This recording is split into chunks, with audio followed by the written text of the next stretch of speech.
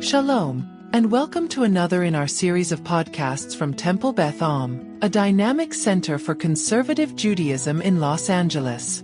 This is a recording from our Shavuot all-night learning sessions with Yehudah Webster. My name is Yehudah Webster. I am a community organizer and spiritual activist, and in this session, no, you can take this one. Yep. And folks, we may need to share. In this session, we will be using the spiritual technology of Hevruta to connect with our Ratzon, deep motivations, desires of the soul, and exploring in Hevruta how Hevruta itself, learning in partnership, can support us in cultivating our deep motivations as well as building collective purpose. Now, we'll be using the drawing from the spiritual wisdom and practices of Mussar, which the Hevruta technology will facilitate our learning and our practice. Just by show of hands, how many folks here have engaged with Mussar before? Okay, so we've got about, half the room. I'll just say one word. Mussar is a Jewish spiritual wisdom discipline that's 1,000 years old. It started in the 10th century. And it's all about how do we take out the what they call the duties of the heart and live those as principally as the duties of the limbs in Judaism. How do we actually live with integrity, wholeness, and hopefully holiness, and bridge the gap between our stated values and how we behave and show up in the world, right? We get the values in the Torah to be humble, to be kind, to be generous, and the sages at some point said, well, I'm not kind. I'm not humble. I'm not generous. How do I actually become and live out these values at the highest level?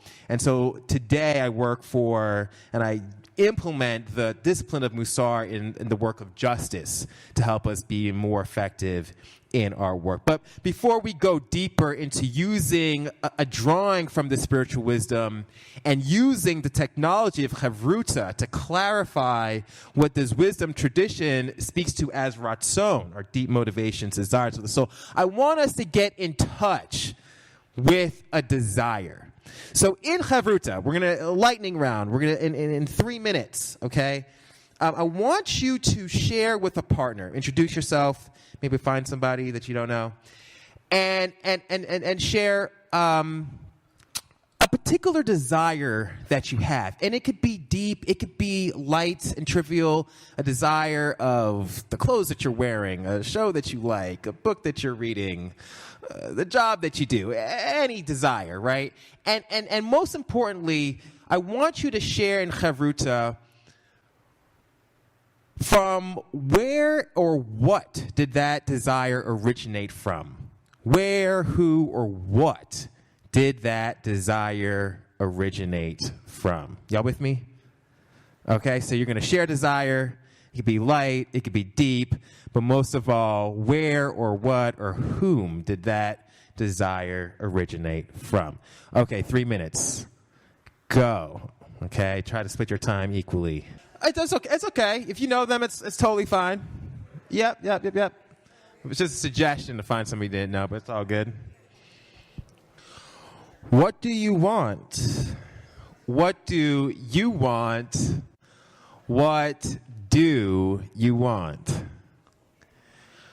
Okay, so thank your partner if you didn't get a chance to do so. And I'd love to hear a couple of reflections, just one or two. If you could just share your name. I think we got another mic. Oops. I think we got another microphone here. Share your name and what's your desire and where did that desire originate from? Yes, please. Hi, I'm Nino. And I just met Rivka over here, and we actually shared the exact same desire to one another and have kind of a similar background as to why, and that's community. And it's because both of us lost our mothers, and we feel like a sense of like that community or desire for community was lost. So we're rebuilding it in our lives, right? Wow. Working on it. Beautiful, beautiful. Thanks so much for that. Yes. Thank you. Anybody else like to share? Please. What's your name, desire, and where did it come from? Okay, so my name is Judy Fryer, and my greatest desire right now is I've just written a book on the Torah.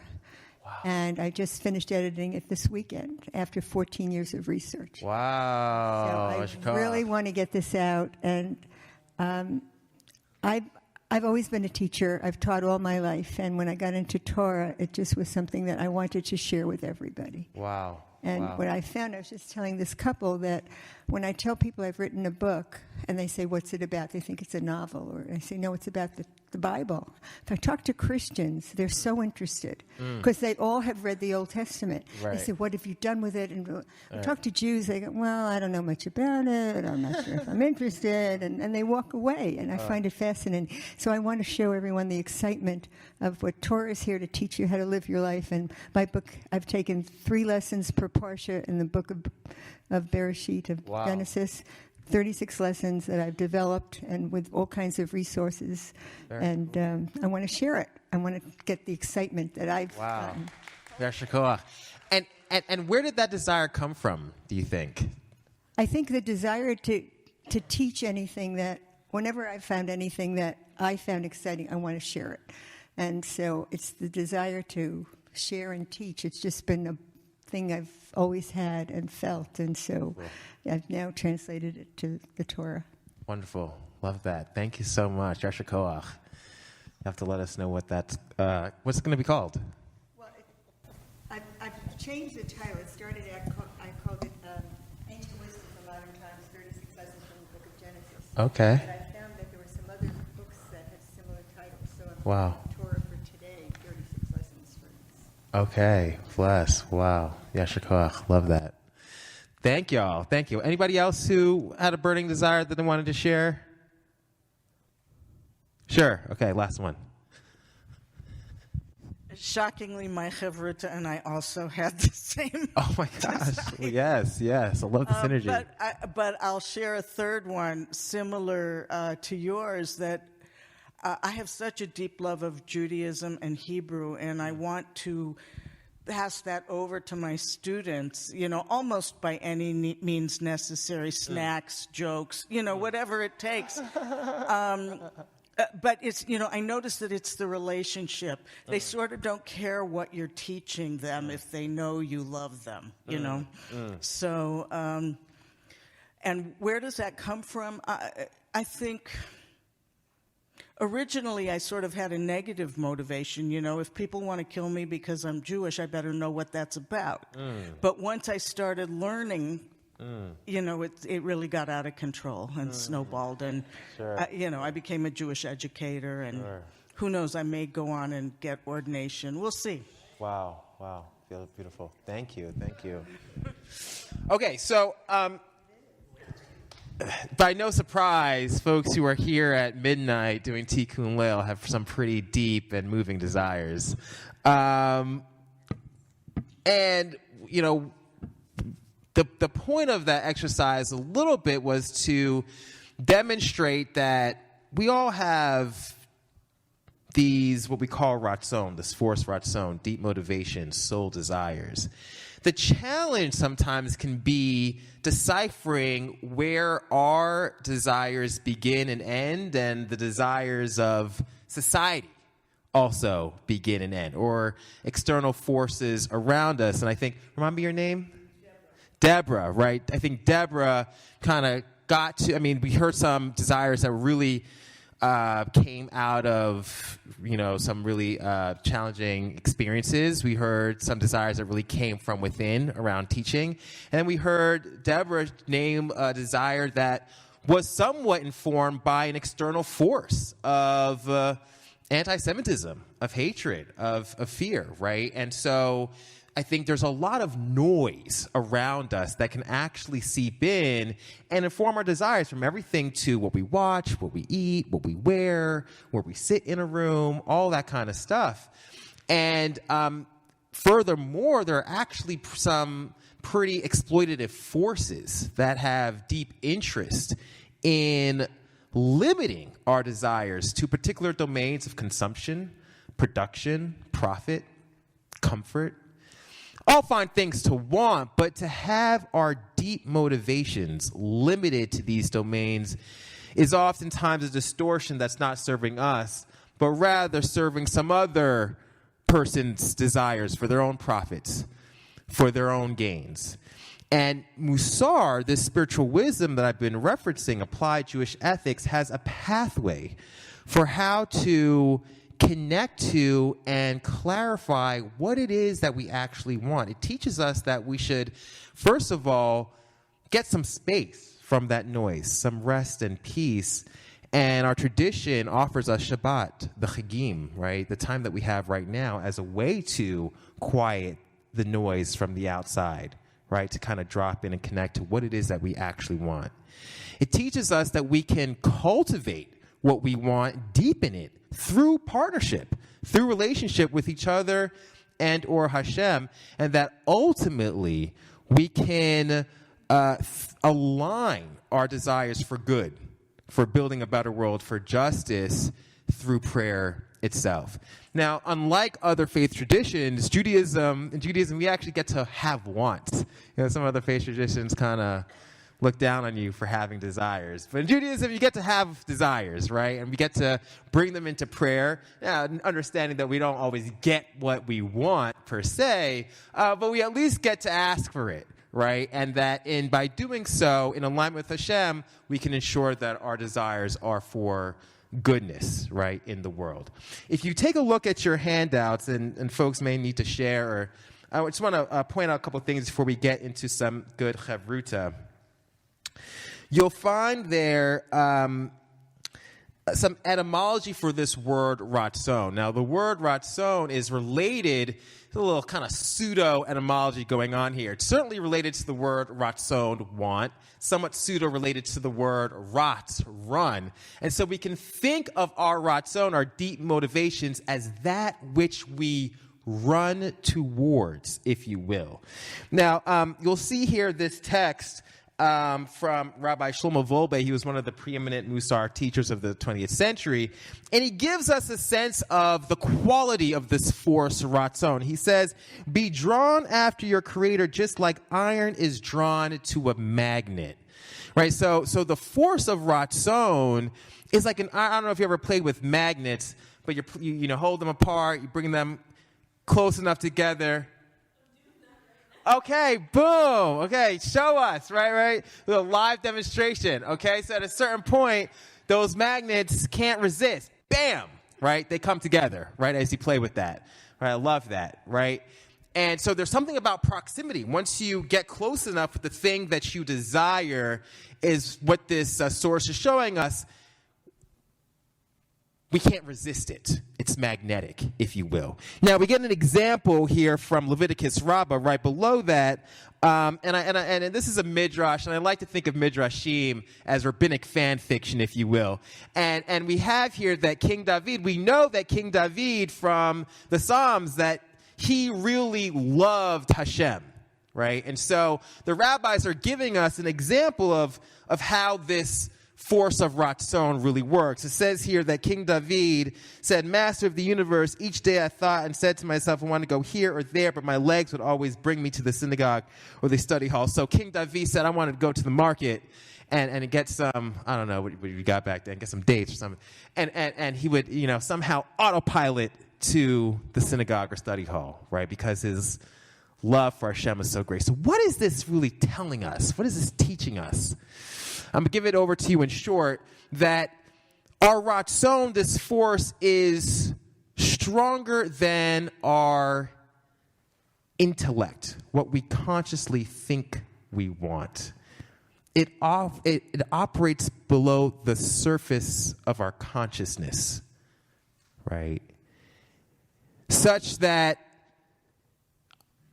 for myself, actually, I oftentimes experience it in the opposite way. We see here a positive example. King David autopilots to the synagogue, right, or is drawn to the synagogue, even though he thought thought he wanted to go to the market.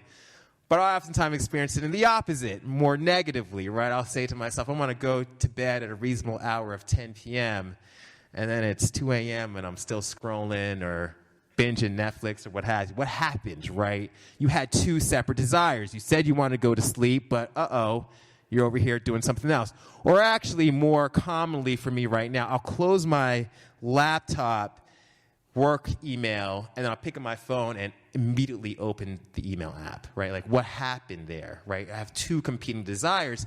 And what it's showing here is that the Ratzon is actually stronger, right? You'll find some people will find themselves shopping with no particular need, right? Or more insidiously hating a group of people without even understanding why. And the challenge is going back to those external forces that we spoke about before that really can influence our desires, is that they oftentimes, these external forces, corporations, they target the realm of the subconscious, which is where the Ratzon lives, right, beneath the surface of our consciousness. So I want to invite you now into an extended Hevruta. And for about 15, 18 or so minutes, I want to invite you to explore some of these discussion questions that you'll find on your handout. First of all, what are you pulled towards like iron to a magnet?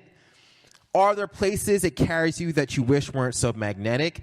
What external forces impact that? And then on the next page, I want to invite you to engage in a longer Hevruta study that makes visible how partnership with each other and or Hashem can help us clarify our wants. It's a container, if you will, right, that creates ability for us to, even in disagreement, understand what we want better. Actually, I have an example from today. My wife, she asked me to help her choose what she was going to wear. And she told me afterwards that she knew she would disagree, but just the fact of me giving my opinion helped her understand what she actually wanted to wear, right?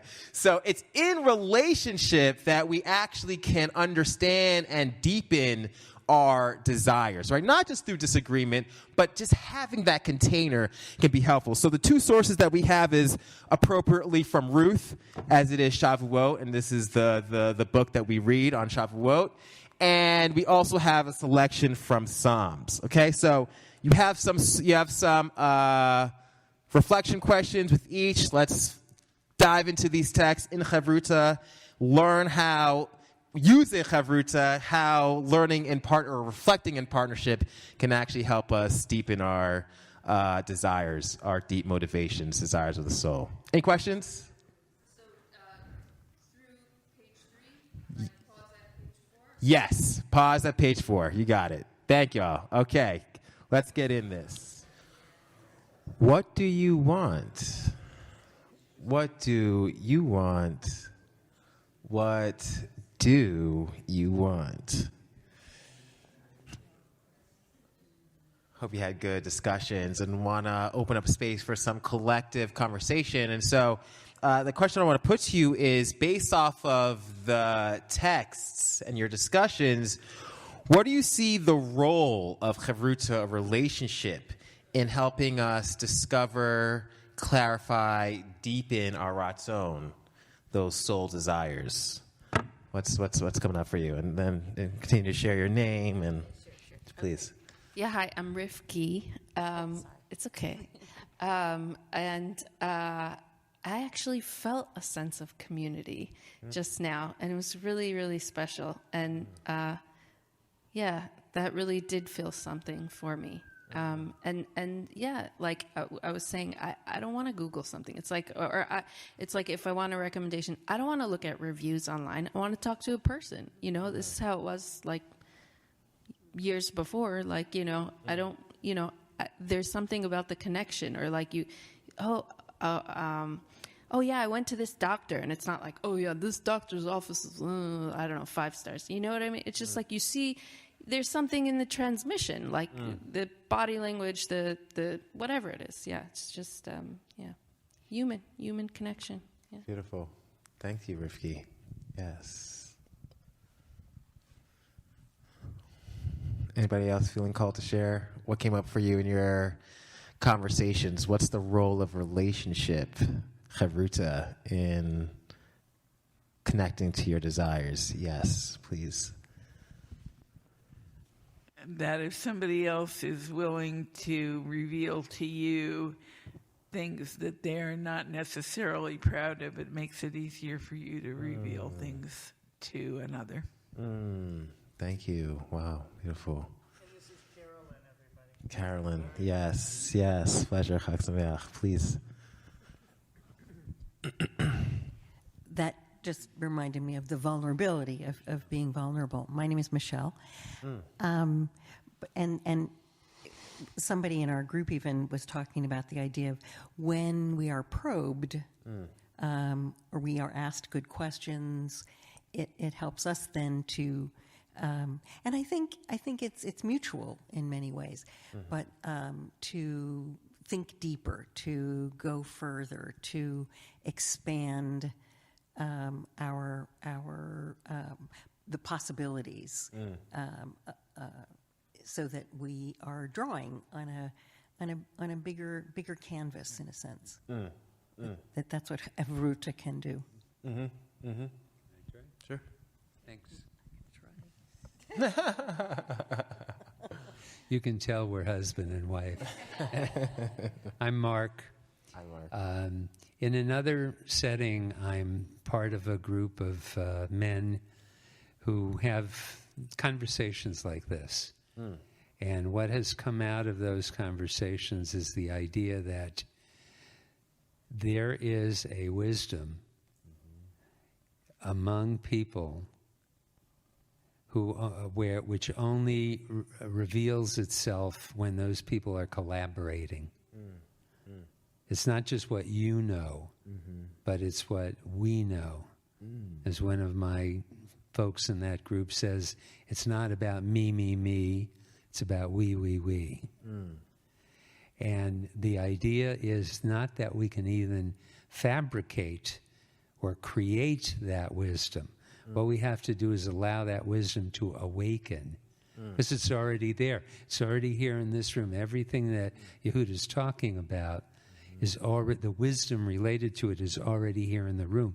It's just the process and the structure that allows it to become awakened, but it has to be awakened through wisdom, awakened through collaboration, and it's really good if that collaboration is done not with ego, but with humility. And I'm delighted to be part of a group right now that's doing that very work. Oh, Baruch Hashem. Thank you for that. Thank you.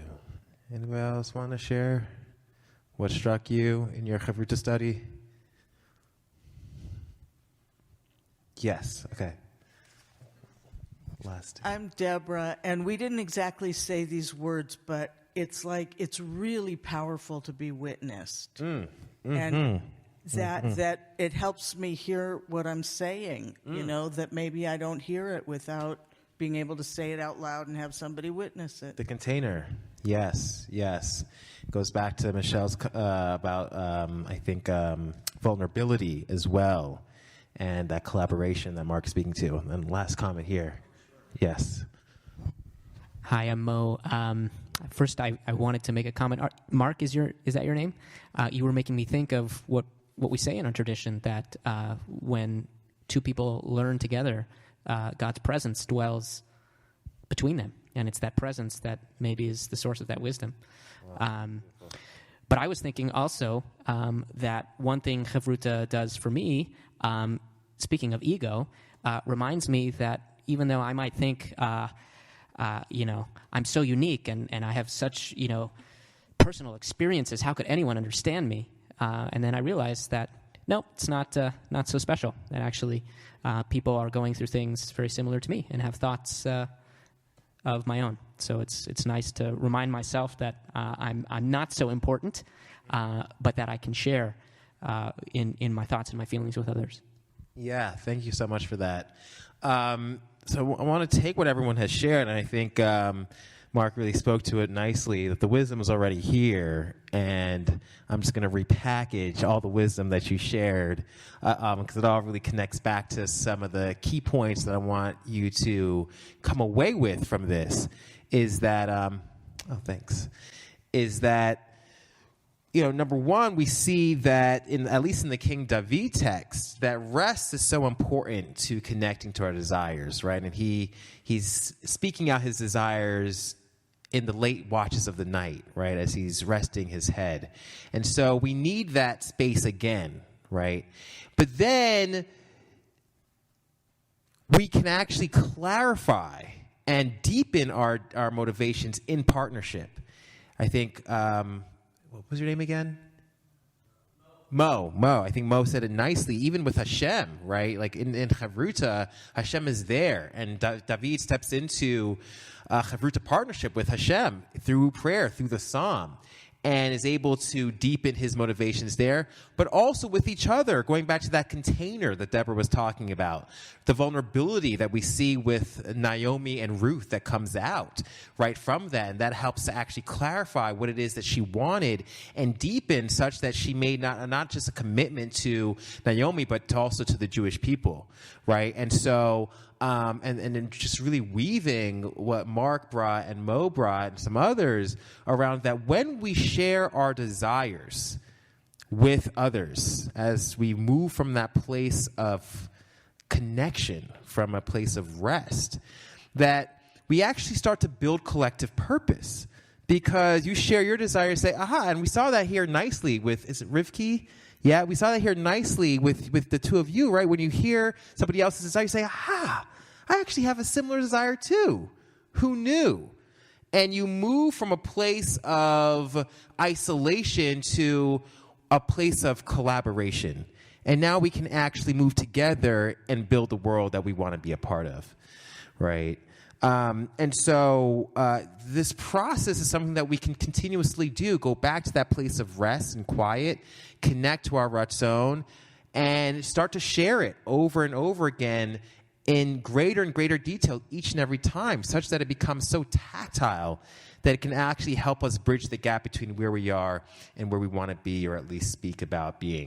And I think that this is such an important piece around building a better world. I think oftentimes we're so clear about what we're against, and we're not so good at articulating what it is that we're trying to build. And I think it's an important muscle that we have to exercise, particularly in these times, right? And I think of particularly Dr. King, who I imagine he had many chevrutas. And he, before sharing his dream with the world, he would have shared it in chevruta with his trusted partners that would have helped him clarify and deepen his desire, right? And move that. Before you knew it, it ignited similar desires in others. And here we live in a world far more integrated than the one that Dr. King was born into, right? So with that, I want to invite us into practice around this. Mussar is a practice-based discipline, and it works not just through discussion, yes, but also by doing the practice itself, right? And so we see that in all these examples of people manifesting their desires, that they first speak it out loud is an important piece of the story, right? Whether it's brought it from within to without, whether it's writing or sharing in partnership. So if you look on page 4, you'll see this head-heart activity. And we're going to close with this. And so in Hevruta, so you do have to find yourselves in pairs for this. And this is where the vulnerability, as Michelle was speaking to, this is where it really comes out. So you find yourself with a pair. And the person with shorter hair will ask the person with longer hair, what do you want? And you'll have up to a minute to respond. And think about, what do you want for yourself, but also for your community, perhaps even for all of society. And if you run out of things to say in 30 seconds, give yourself the full minute. The person who's asking can keep time on your watch, or if you use your cell phone. I'll try, but you all start at different times. But I'll try, But if the asker, you could also, you're holding the container, okay? The person asking, you're holding the container, right? You're allowing your Hevruta to drop into this space of vulnerability. What do you want? You'll get to answer. And then, when the minute is up, you'll ask again, what do you want? You get another minute. And then finally, again, a third time, what do you want? You may find that over the 3 times that you're asked, that you'll really deepen and clarify what it is that your soul is desiring. And then, you want to take a moment for reflection before switching. Sound good, y'all? Okay, so we'll close here with this head, heart, and we start practice. Bless. Any questions? Sound good? Okay, find a partner. Do need to be in pairs.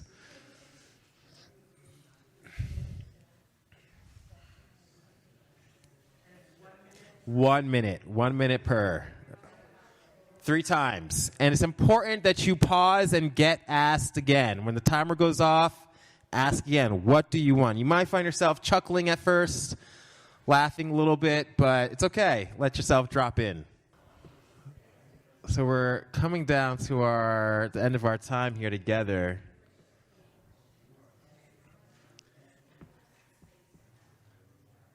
I just want to hear from maybe one person. What did it feel like to be asked 3 times? To have that container to respond to that question 3 times. What do you want? Yes, please.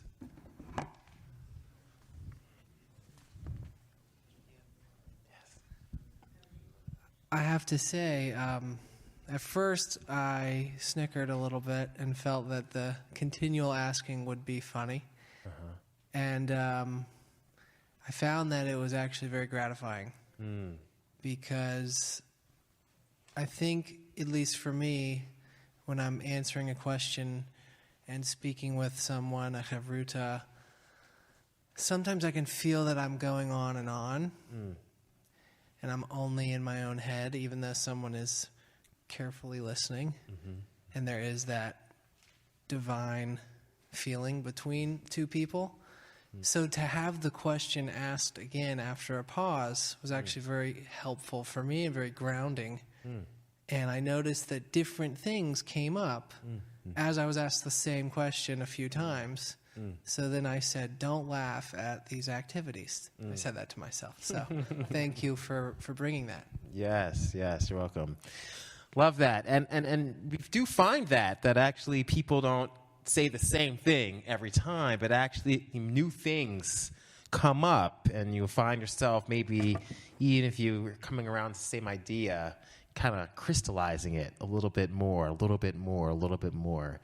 And that was just 3 minutes. Imagine if you did this, 2 minutes each time, 3 minutes each question, right? How deep it... I realize I have a lot of what I want. Oh, bless. Baruch Hashem. Love that. A lot of gratitude there, too. Wow. So, thank y'all for participating in this deepening of Ratzon. And my invitation is to continue to use Hevruta to clarify, cultivate, deepen this soul desire that can really move us towards how we want to build a better world. Thank y'all. Chag Sameach. You've been listening to another in our series of podcasts from Temple Beth Am, a dynamic center for conservative Judaism in Los Angeles. If you enjoy these podcasts, we invite you to write a review on the Apple Podcast website or wherever you get your podcasts. For more information on Temple Beth Am, Los Angeles, please visit www.tbala.org.